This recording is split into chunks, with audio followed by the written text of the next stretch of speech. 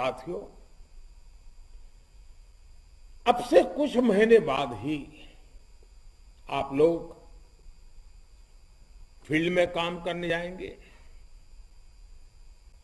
अपने आगे के जीवन को और उसमें आपको फाइलों और फील्ड का फर्क समझते हुए ही काम करना होगा। फाइलों में आपको असली फील नहीं मिलेगी।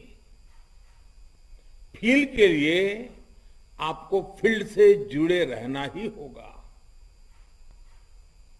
और मेरी ये बात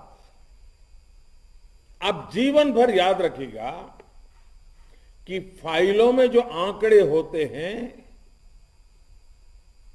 वो सिर्फ नंबर्स नहीं होते। हर एक आंकड़ा, हर एक नंबर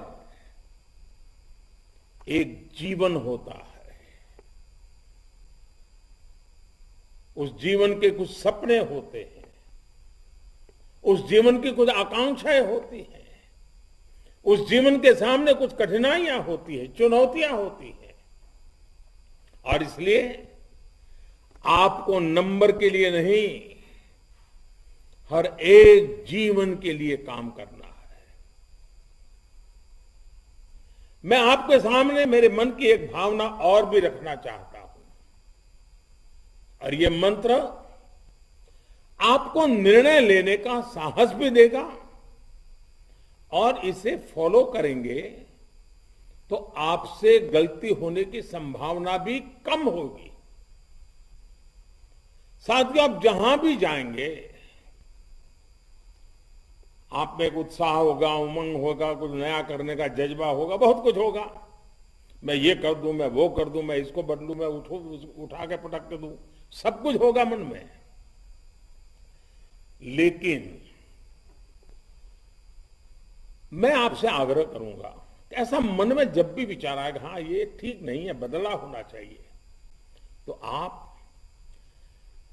बरसों पहले की अनेकों ऐसी व्यवस्थाएं दिखेगी, अनेकों नियम कायदे मिलेंगे जो आपको इरेलेवेंट लगते होंगे, पसंद नहीं आते होंगे, आपको लगता है ये सब बोझ है और वो सब गलत होगा। ऐसा मैं नहीं कहता, नहीं होगा।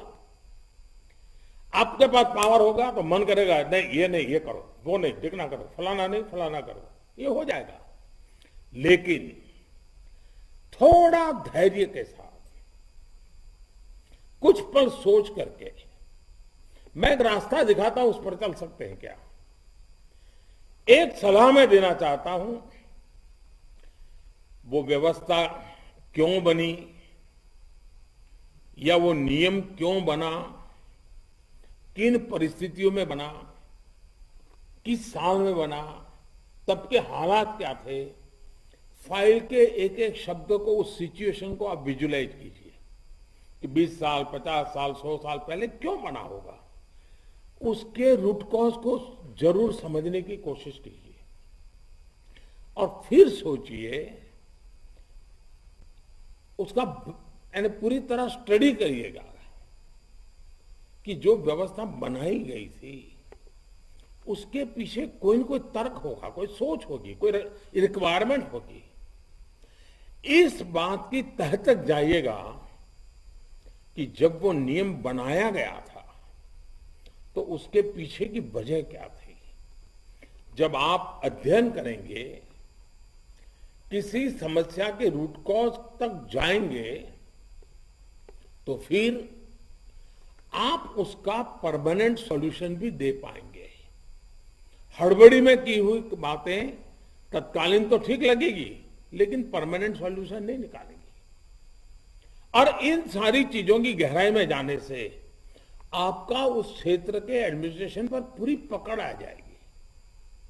और इतना कुछ करने के बाद जब आपको निर्णय लेना हो, तो फिर एक बात और याद रखिएगा, महात्मा गांधी हमेशा कहा करते थे कि अगर आपके निर्णय से समाज की आखिरी पंक्ति में खड़े व्यक्ति को लाभ होगा, तो फिर आप उस निर्णय को लेने में संकोच मत करिएगा। मैं इसमें एक बात और जोड़ना चाहता हूं। आप जो भी निर्णय करें, जो भी व्यवस्था परिवर्तन करें, ये पूरे भारत के संदर्भ में अवश्य सोचें, क्योंकि हम ऑल इंडिया सिविल सर्विस को रिप्रेजेंट करते हैं।